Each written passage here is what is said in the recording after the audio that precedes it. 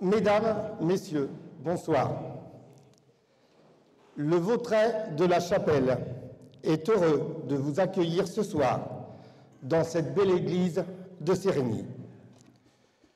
Je tiens à remercier tout d'abord la municipalité, représentée par Monsieur le maire, Monsieur Marc Chénaud, ainsi que Madame Valérie Chamballon et son association Reconnaissance du patrimoine, Art et Culture de Sérigny. Je ne voudrais pas oublier Véronique Nibaudot, fidèle et dévouée à mes côtés pour le bon déroulement de cette soirée. Merci à vous tous de votre présence. J'invite Monsieur Jean-Noël Valable et ses 32 chasses des Rives de Loire pour vous faire vivre, par leurs plus belles fanfares, un agréable moment en l'honneur de notre belle image qu'est la vénerie. Je vous souhaite à tous et à toutes une excellente soirée.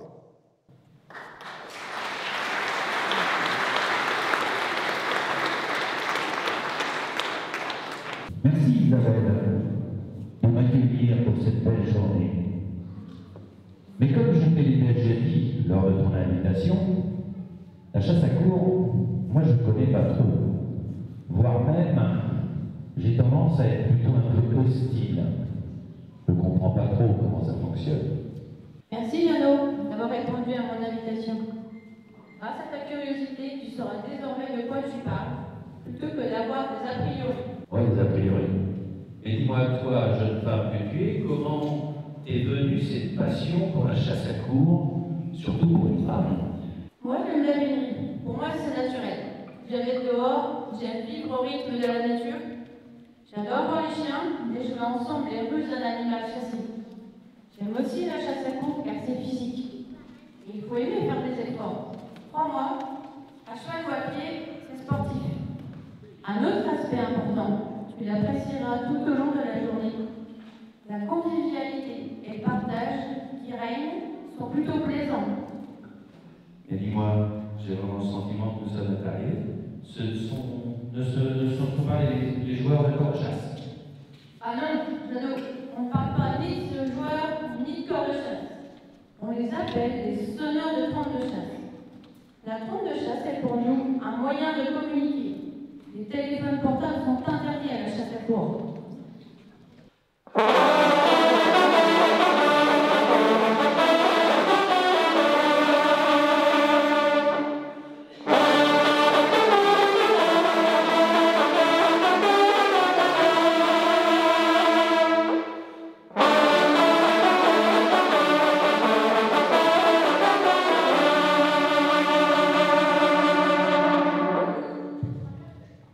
Nous voilà arrivés au rendez-vous.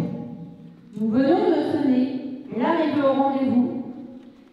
Cette fanfare est sonnée lorsque nous ne craignons pas de mettre debout des animaux embûchés. Mais dis-moi, Isabelle, pourquoi tout le monde se regroupe autour des gens en tenue? Nous allons assister au rapport. Ce matin, dès le lever du jour, les valets ont fait le bois, afin de repérer des traces et des indices d'un animal que nous pourrions chasser. Et là, ils les transmettent au maître d'équipage. Le maître d'équipage décidera ensuite de l'endroit où débutera la chasse. Une fois le maître d'équipage en selle, l'ensemble des boutons se met également à cheval. Les chiens sont bien en meute. Puis, nous pouvons partir à la chasse.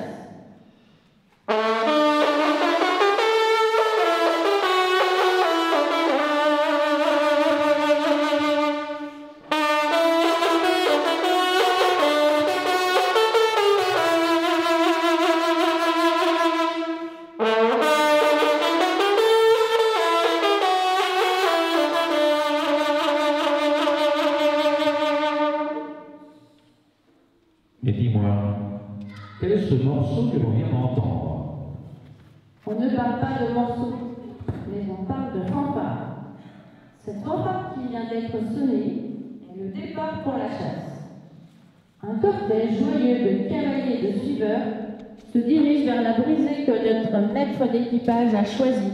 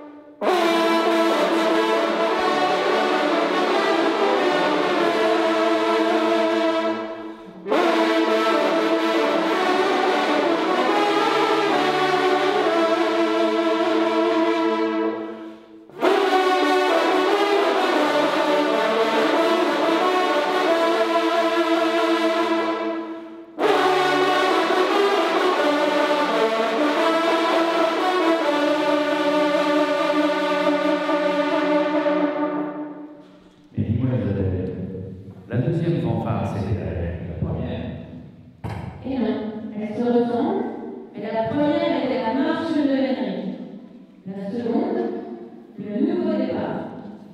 Ces deux fanfares sont traditionnellement sonnées au départ de la chasse.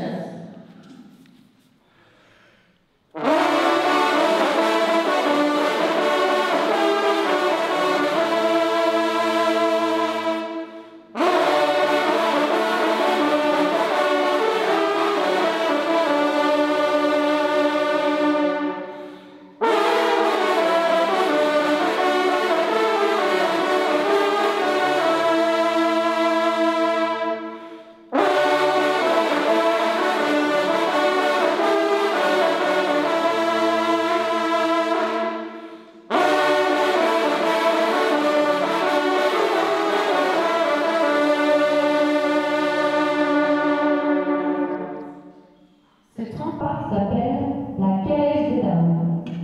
Écrite au XIXe siècle, elle est dédiée aux Qui voulaient suivre en calèche une chasse à courre. Désormais, les femmes chassent à cheval plutôt en montant à Califourchon et quelques-unes en Amazone.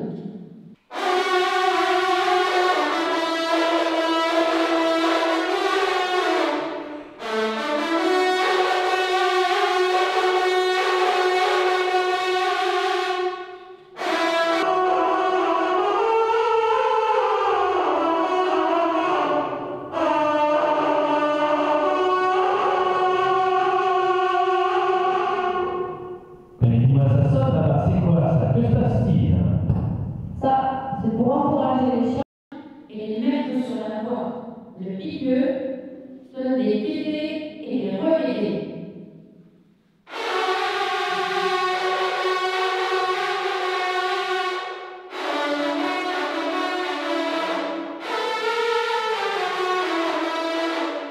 C'est pour ça le qui est dans le dîner.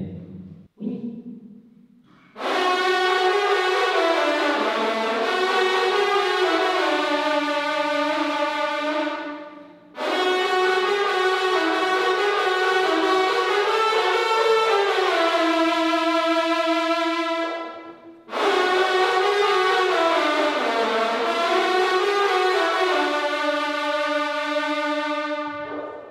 Tu as entendu cette fanfare? Un sonneur vient de sonner le sanglier. C'est-à-dire en clair, que se passe-t-il encore une fois? C'est la trompe de notre maître d'équipage. Je la reconnais et je pense que le tueur a allé à lui. Il a dû voir le sanglier que nous allons chasser.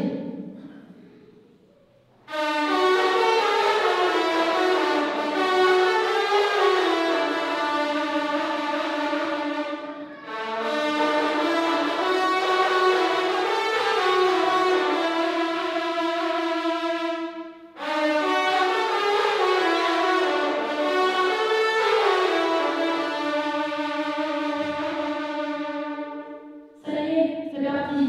Notre animal est attaqué. Tous ces termes que nous envoyés sont quand même étonnants. Attaquer, lancer, rallier, guetter, reguetter. Tous ces mots semblent venir d'un autre temps. J'avoue, je suis pas si vieille, mais tu as raison. Le langage de la nuit n'a pas changé depuis ses fondements, et cela au travers des siècles. Nous faisons ainsi vivre notre patrimoine. En effet, comme je te l'ai déjà expliqué, la vénerie est une chasse traditionnelle, avec tout ce que cela comporte.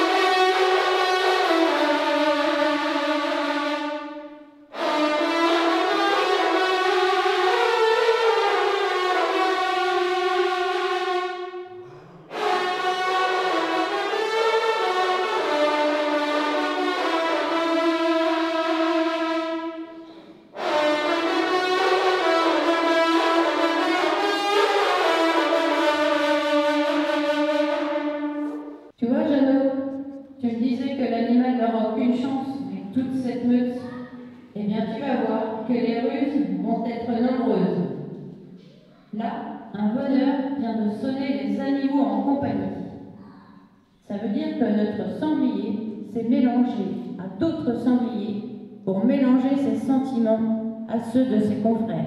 Comment ça? Des sentiments? Et à quoi fais-tu référence?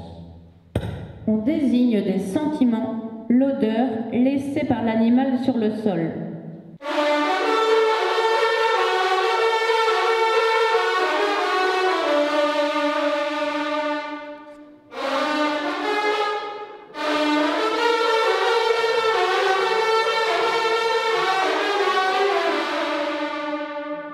Là, tu vois, notre sanglier a réussi sa feinte. Les chiens ont pris la voie d'un autre sanglier. C'est le change. Notre sanglier d'attaque reste tranquillement au milieu de sa compagnie.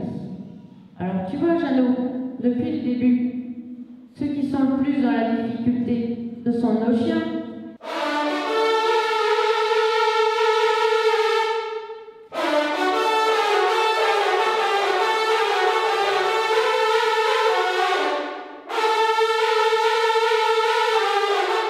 Ce que tu viens d'entendre est la trompe de notre piqueux. C'est l'appel. Il appelle les chiens pour les remettre sur la voie de notre sanglier d'attaque.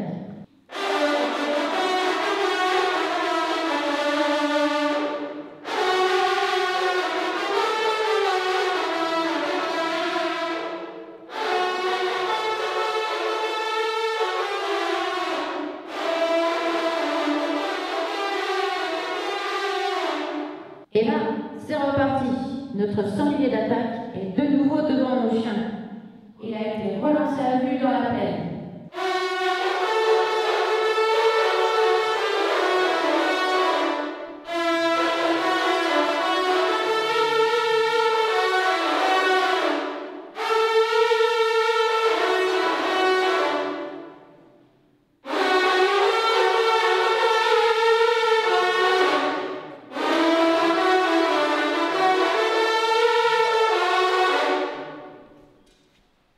Écoute, Jeannot, ta chasse, t'as entendu, elle est bien allée?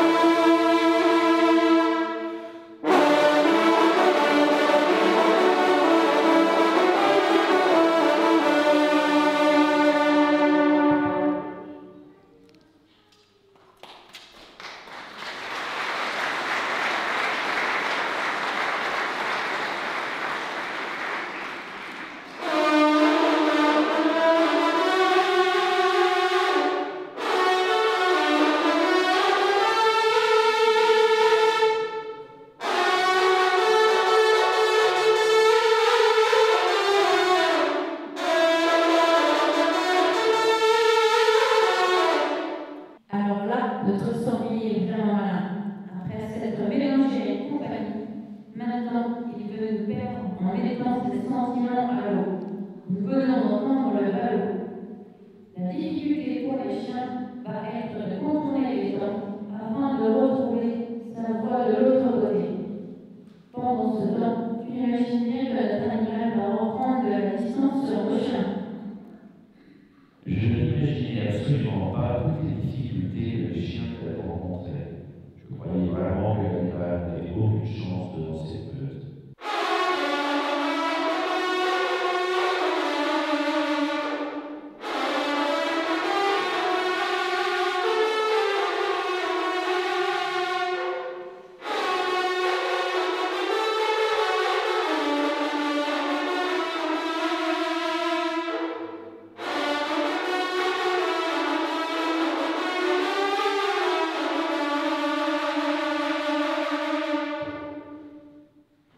Tu reconnais la fanfare?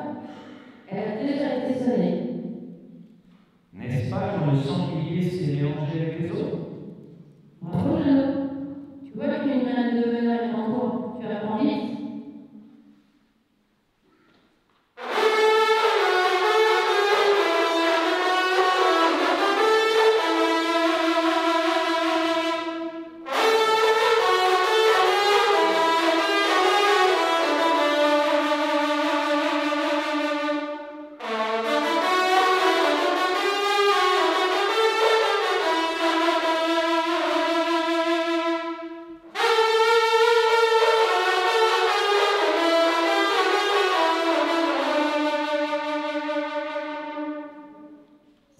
c'était le changement de forêt.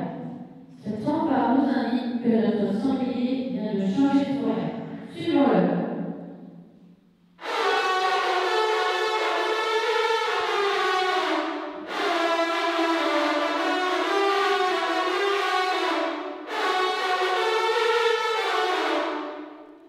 Alors ça, je crois que c'est la fanfare qui indique que la chasse se déroule dans de bonnes conditions. Pourtant, je croyais qu'il était en compagnie. Effectivement, c'était un bien avis. Cette fanfare nous indique que la chasse se déroule bien et surtout qu'il est à nouveau seul.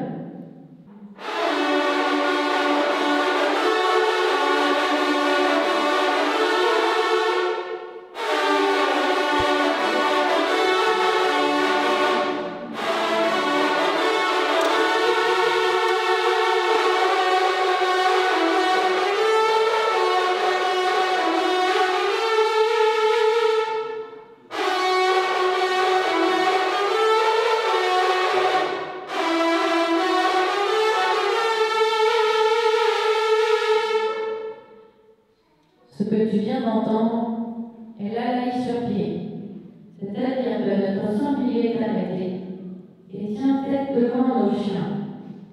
Notre sanglier est sur ses mains et souhaitons que la figure le serve vite, sinon il risque de blesser nos chiens.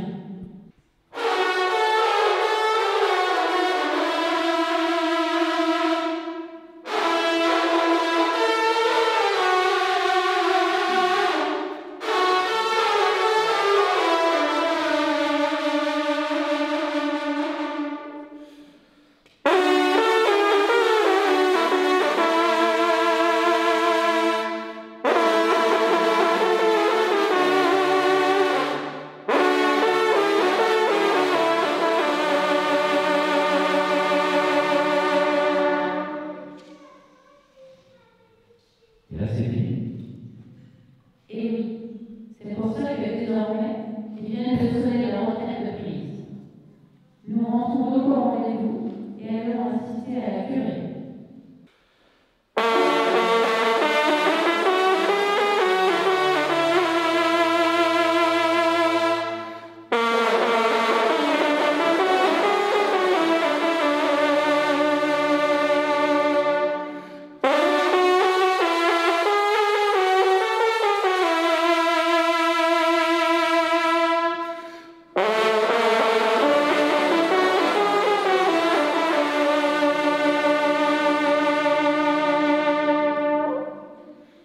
Tu vois, je t'avais parlé de partage et de convivialité.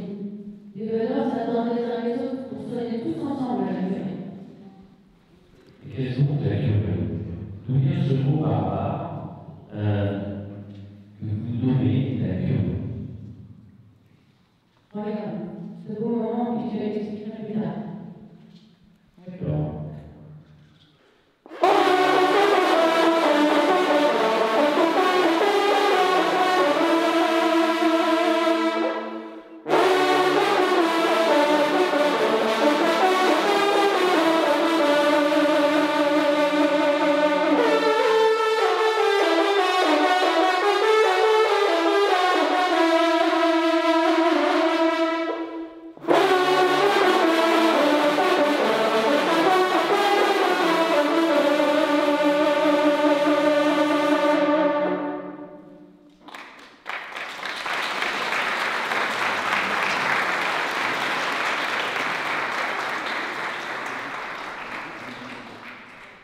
Mais dis-moi, Isabelle, que signifie cette patte que le maître d'équipage a remis à cette personne?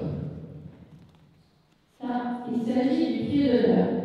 C'est le pied avant droit de notre sanglier qui est tressé et remis à une personne que le maître d'équipage souhaite honorer.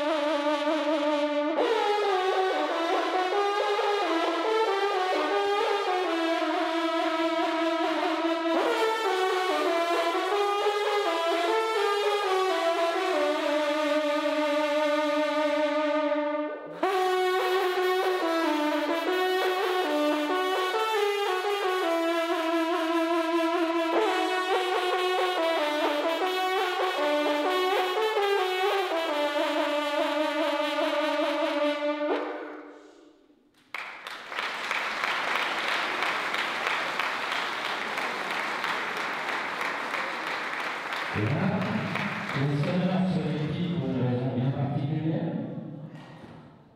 Là, les veneurs sont heureux de chasser ensemble et d'égayer cette fin de journée par le son de leur trompe. Mais regarde, ils sont en train de se regrouper. Je pense que cela va se terminer par une belle chanson. Noël est à mon cœur, ce qu'un joli jardin est à une petite fleur, je lui trouve si bien. Et je reviendrai aux prochaines saisons, à Noël pour sonner avec l'ami Gabon. Écoute le coco au fond du ballon. Il chante le printemps dans la Savoie et c'est la trompe de Gabon qui lui répond comme autrefois. Quand les ours et les grisons étaient seigneurs des rois, la lune monte dans le soir, là-haut sur la landoche. On écoute son voix au pied des grandes roches. La chanson des îles et des grands abîmes.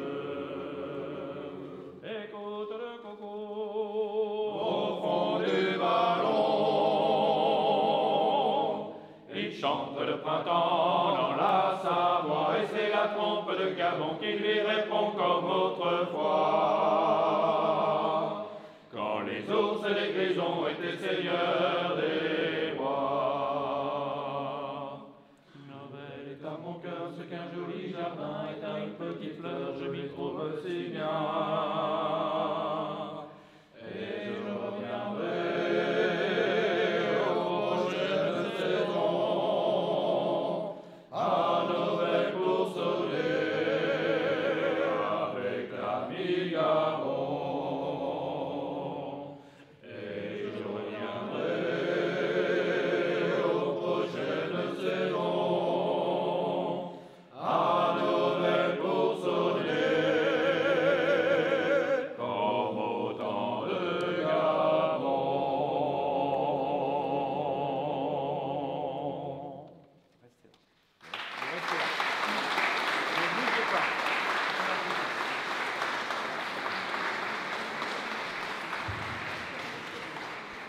Alors, aurais-tu un autre regard sur la chasse à cour? Eh bien, à vrai dire. Oui, aujourd'hui j'ai découvert plusieurs choses. J'ai découvert que les meneurs étaient surtout les spectateurs des chasseurs que sont vos chiens. J'ai découvert que vous êtes à bien des égards fidèles à des traditions et des codes établis depuis bien longtemps. J'ai découvert que votre amour et votre respect pour la nature est intact. Je ne sais pas si je deviendrai veneur un jour, mais je suis sûr d'avoir appris aujourd'hui à respecter votre passion.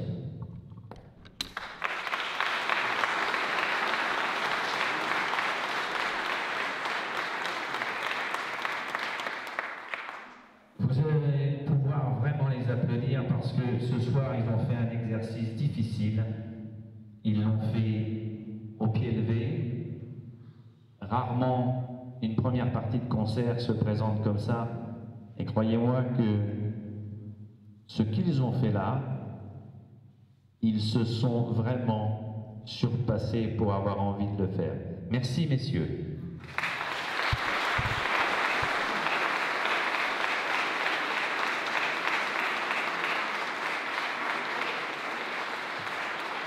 Nous allons à présent faire une petite pause.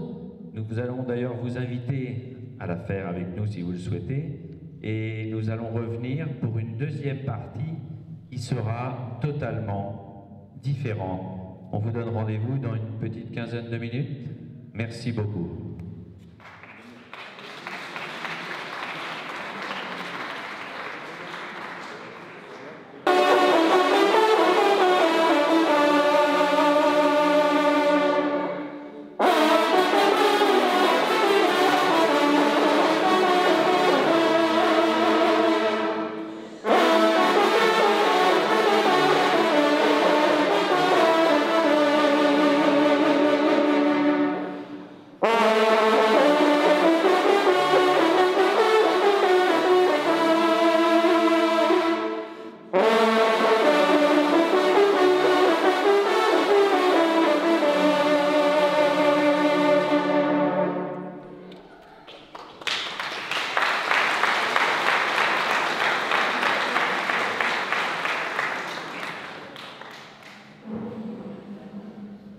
La constitution d'un groupe de trompe de chasse commence par la trompe de chant.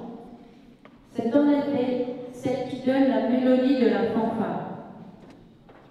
Tous les sonneurs débutent leur apprentissage par la trompe de chant. Ils apprennent tout d'abord à monter la gamme. Certains ici se souviennent bien de leur début laborieux. Cette gamme est composée de 5 notes. Do, Ré, Mi, Fa et Sol. Vous allez entendre 6 sonneurs interpréter successivement 2 fanfares. Le nouveau départ et la balade d'Ornez. Fermez les yeux et imaginez que ce soit le même sonneur que vous écouteriez au fil des années de son apprentissage. Alors bien sûr, vous serez sous le charme des derniers sonneurs, par leur brio, leur timbre et leur expression. Eh bien, ces derniers sonneurs seront eux sous le charme du premier sonneur, celui qui débute, celui qui progresse. Et là, ils repenseront à toutes ces années d'efforts qui leur ont permis d'atteindre ce niveau. Écoutons à présent nos solistes interpréter successivement le nouveau départ et la Valère d'Ornez.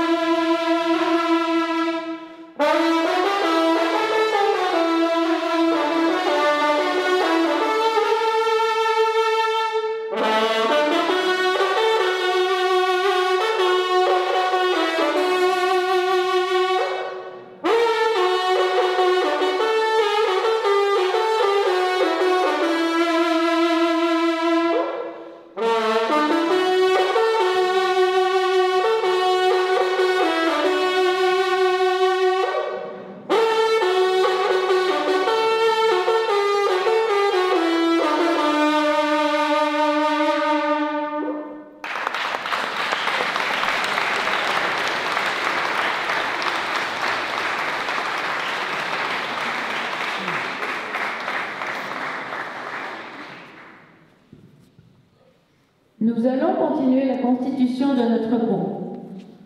Pour cela, nous allons associer au chant une seconde. Sonnée avec le même instrument, la seconde évolue 2 tons en dessous du chant.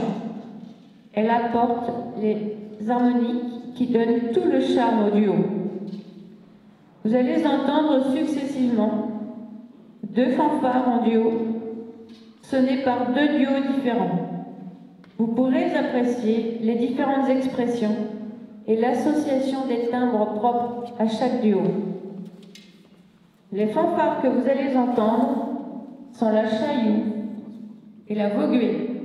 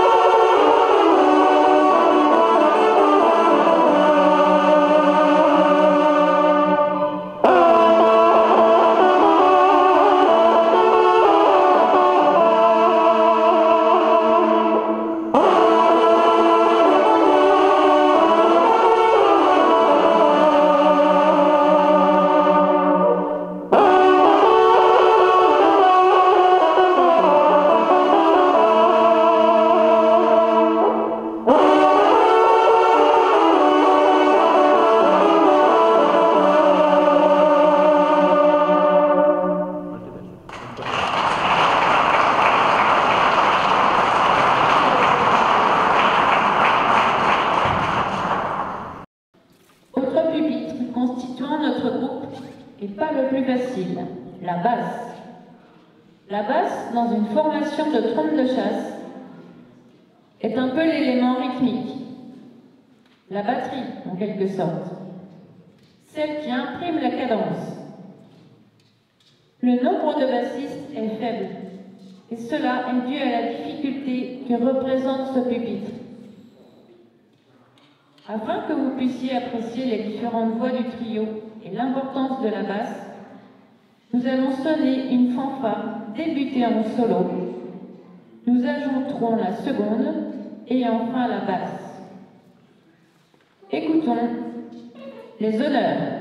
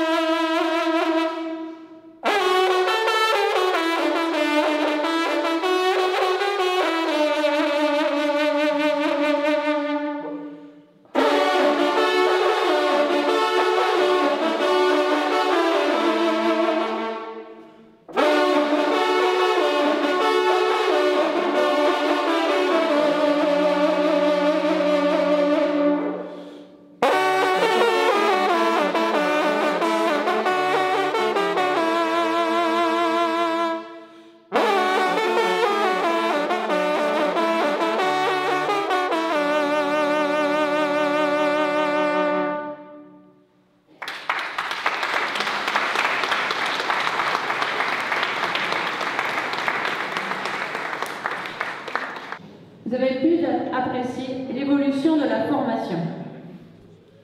Écoutons à présent deux trios qui se répondent sur une fanfare composée pour une formation trio par M. Charles Lepont. Les Échos d'Anjou.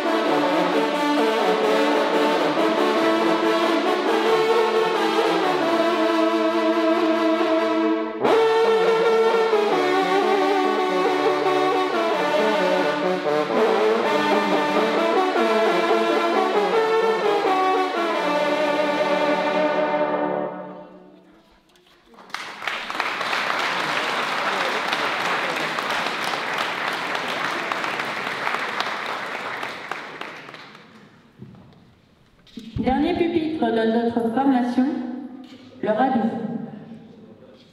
La trompe de chasse recèle d'infinies possibilités, surtout dues au talent des interprètes sonneurs.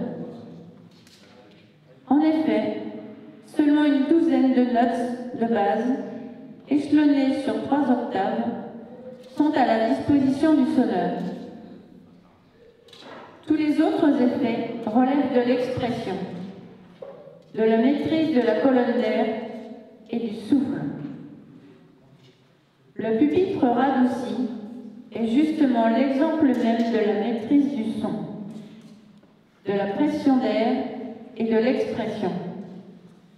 Celui-ci permet d'interpréter les parties pianissimo des compositions de groupe. Voici précisément une fanfare composée exclusivement pour radouci et pour des voix. Cette fanfare est composée par M. Hubert Heinrich, hommage au piqueux.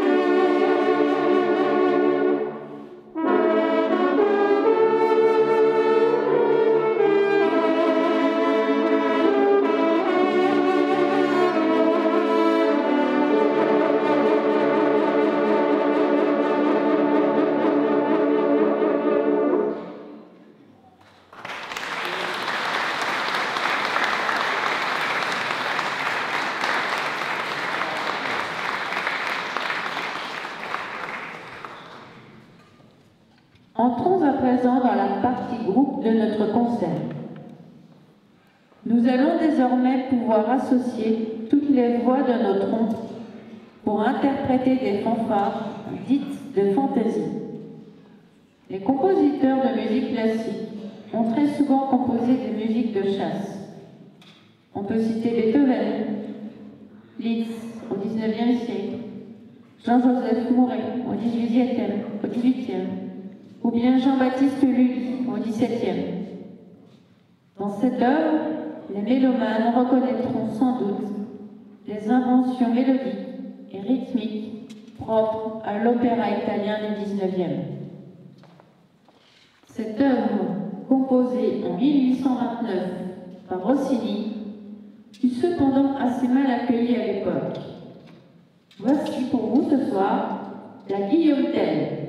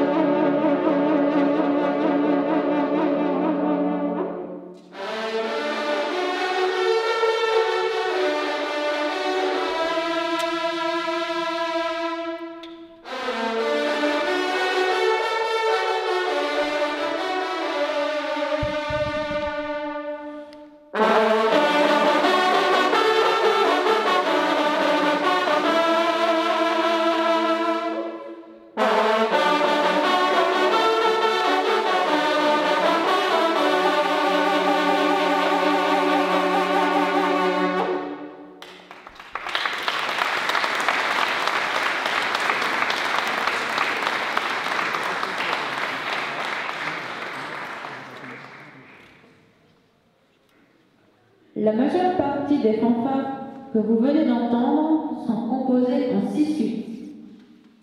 C'est un rythme utilisé de façon générale pour toutes les fanfares de chasse. La fanfare que vous allez à présent entendre est-elle composée en 4 temps, rythme plus généralement utilisé dans bon nombre de compositions musicales. C'est aussi une fanfare entrée depuis bien longtemps dans le répertoire des grands classiques de la trompe de chasse. Mesdames et messieurs, le clocher de Dampierre.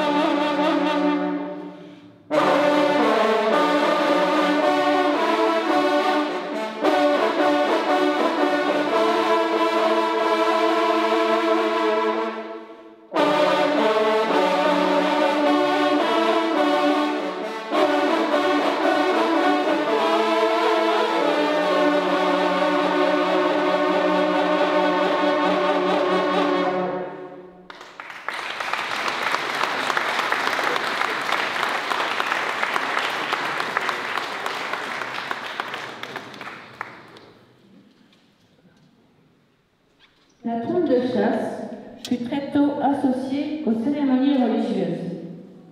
D'ailleurs, beaucoup de compositions musicales existent pour trompe et orgue. Tous les grands compositeurs de musique pour trompe de chasse ont écrit leurs messes. On peut citer Gaston Chanel, Hubert Heinrich ou encore Sylvain Oudot. L'œuvre que vous allez entendre à présent ne vient pas du répertoire de la trompe de chasse. Non, le troisième chant d'Hélène.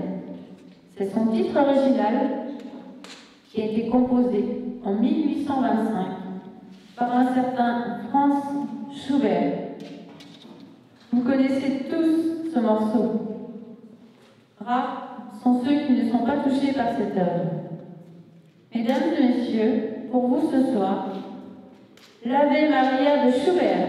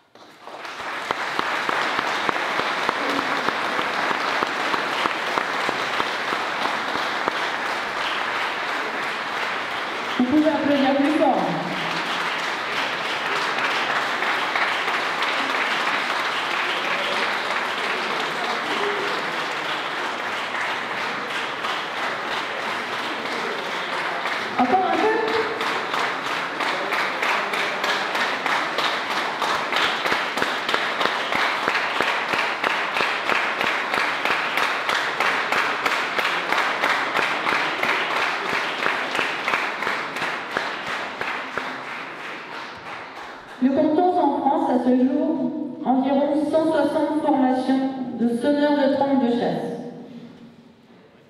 Ces groupes se produisent lors de fêtes de village, de fêtes de la chasse, ou bien comme ici ce soir, lors de concerts.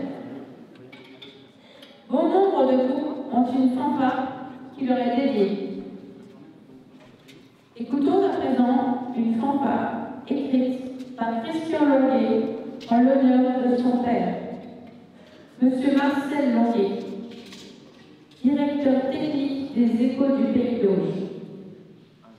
Cette formation normande a été créée en 1927 à Pont-l'Évêque par Arthur Borel et Gustave Buccal, champion de France en 1981, 83 et 87, et actuellement sous la direction de M. Éric Ribaud.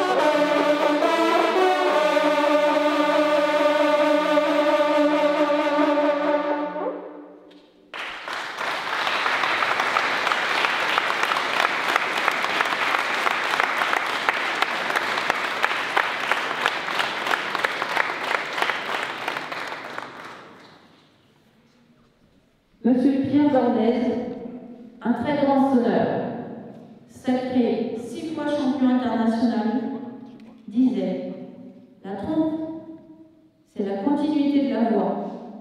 Vous sonnez comme vous chantez. » Les sonneurs ont l'habitude de chanter toutes les fanfares qu'ils vont sonner. Et c'est d'ailleurs pour beaucoup d'entre eux le seul mode d'apprentissage. En effet, peu de sonneurs lisent le solfège, même si aujourd'hui, de plus en plus le maîtrisent. Vous allez entendre un chant traditionnel.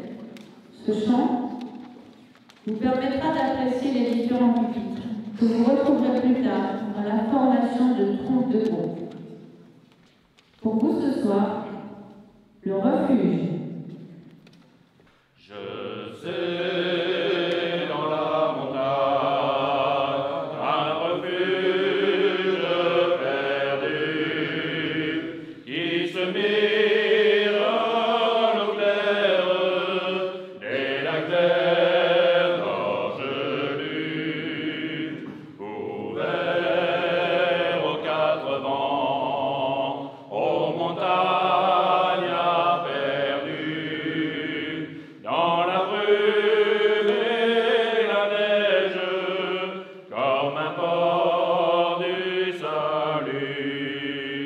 qu'il fait bon.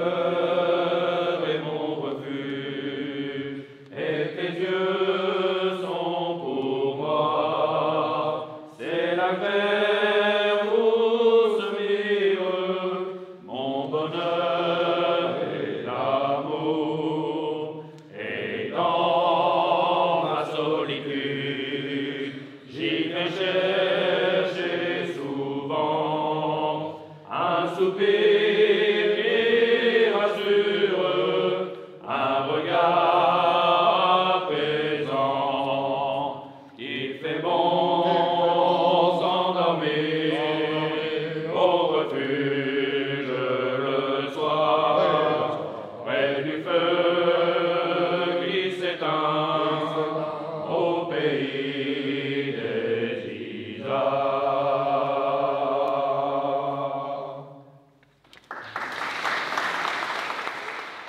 La fanfare qui va vous être présentée maintenant est elle aussi un grand classique du répertoire de la trompe de chasse. Cette fantaisie débute par une entrée solennelle. Ensuite, les appels solos et les réponses radeaux vont vite venir et s'investir dans une valse festive. Le final, quant à lui, devient si gai que l'on aimerait que ça ne s'arrête jamais. Le moulin de la Vierge.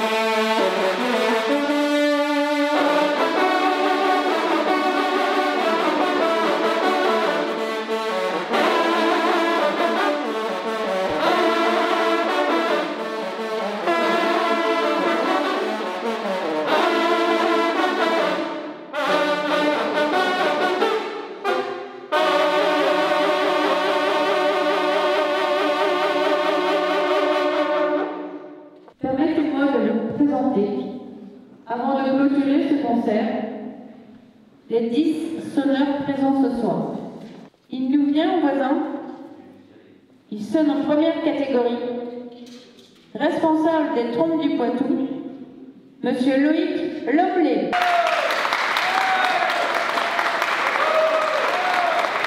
Il était notre bassiste ce soir.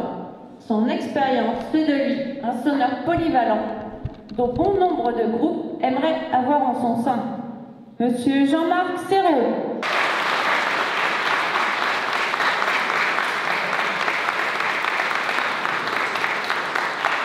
Il est le Benjamin ce soir dans notre concert.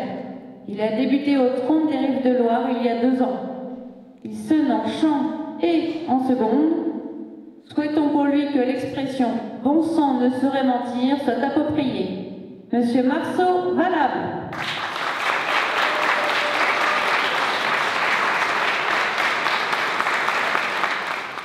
Également sonneur des Trompes de Rives de Loire, sonneur de 4e. Il sonne en chant seconde et ce soir il était notre radossi, Monsieur Romain Rago. Sonneur de 4e catégorie, finaliste du Quintet Tour 2019 avec les Échos des 3 provinces. Il est entre autres le vice-président des Trompes des Rives de Loire, Monsieur Alexis Robin.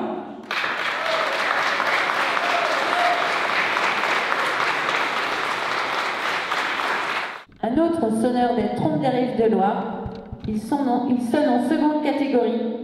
Il fait partie de ces sonneurs qui jamais ne renoncent, Monsieur Vincent Quinault.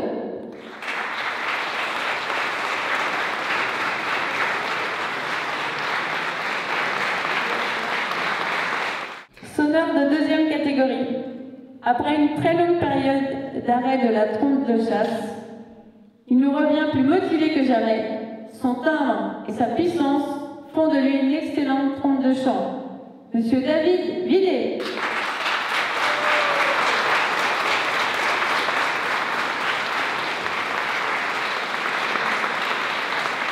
Il sonne en 1re catégorie. Il est vice-champion de France de société avec l'Écho de Chanteloup. Il nous vient également voisin, Monsieur David Girard.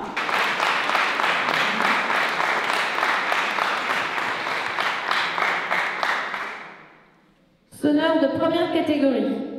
Il est également vice-champion de France de société avec l'Écho de Chanteloup, mais également finaliste du Quintet Tour 2019 et président du Rallye Sévol, Monsieur Jérôme Honory.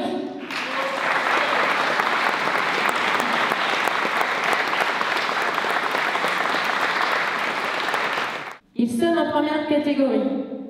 Champion de France du haut, finaliste du championnat de France 2013, vice-champion international de société avec les Échos du Bamen et vice-champion de France Trio 2019. Il est surtout le fondateur et le responsable technique des Trompes des Rives de Loire, Monsieur Jean-Noël Valable.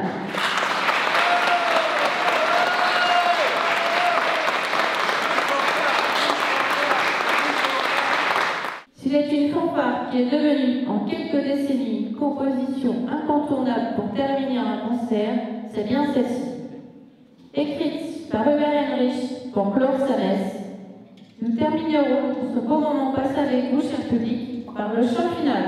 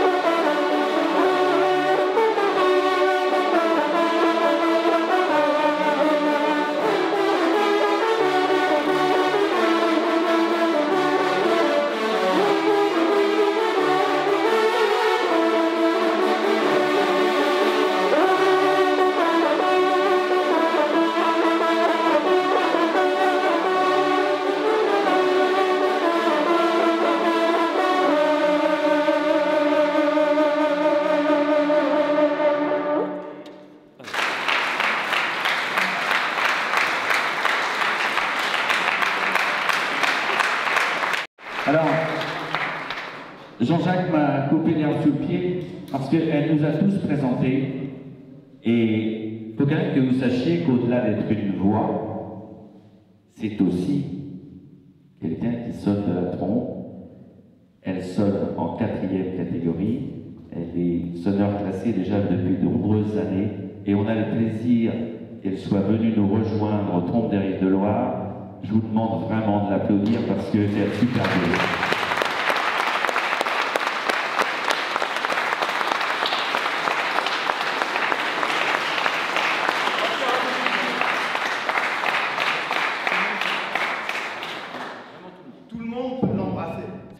Jean-Noël, on ne se connaissait pas, on se connaissait qu'au téléphone. Mais je m'étais dit, c'est quelqu'un certainement de bien.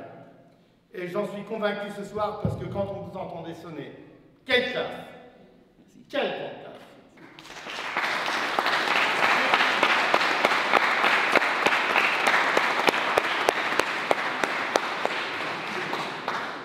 Et puis vous tous, messieurs, que je ne connais pas, j'en garderai un grand souvenir.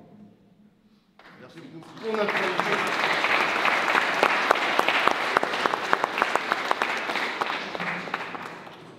Alors il y a ceux qui sont là ce soir dans cette belle église de Sérigny, où nous avons tous passé un très bon moment.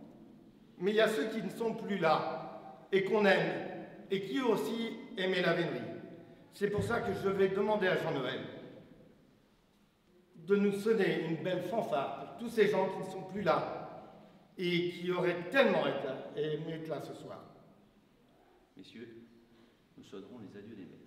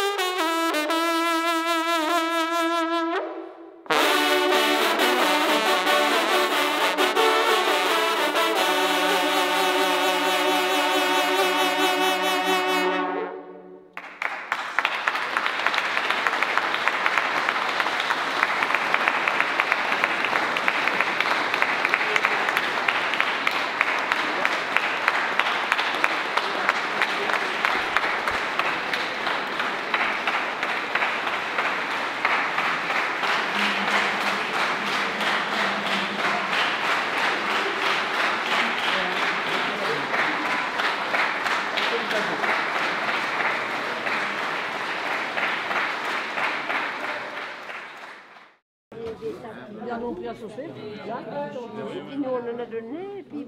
Tiens, donne les bouteilles, Véro, là, les deux bouteilles. Oui, oui, oui. Il y en a encore là-dedans, oui. Alors, voyez les dosages, moi je sais pas. Mets-nous un peu de musique, Franck, ça... Riotte. Riotte, oui.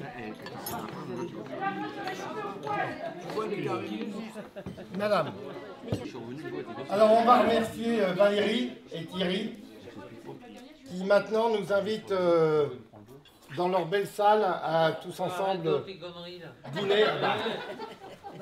Tout ça c'est familial parce que c'est des cousins, ça fait très longtemps qu'on ne s'était pas vus. Et puis de se retrouver ce soir pour ce concert, c'est autant plus beau. Donc, merci Thierry et Valérie pour votre hospitalité quand même.